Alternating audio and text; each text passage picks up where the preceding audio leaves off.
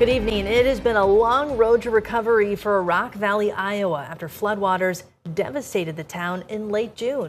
Today, the Rock Valley Chamber of Commerce recognized the businesses that overcame the destruction the flood caused.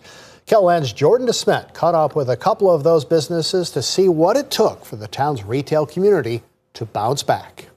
It was a day of celebration in Rock Valley.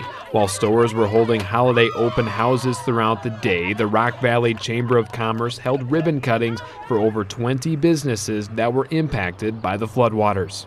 I just feel it's very important that our community members know just the hard work that has gone on behind the scenes for them to get back up and running for them and to continue to make Rock Valley a thriving community. One of the stores that was recognized was First Impressions.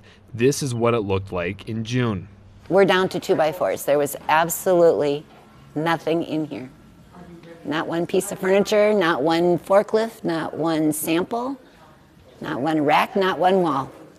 It was all gone. But now they're back on their feet. We've come so far in a few months.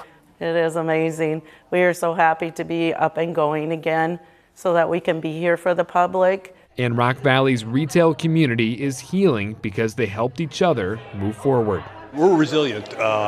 You know, it was dark times the first week of July, and I'm really excited that the stores are back. People are running their stores and people are buying. And so we're excited just to be back and be Rock Valley again. We are a very strong community, and it takes a lot to make us give up. In Rock Valley, Jordan DeSmet, KELOLAND News.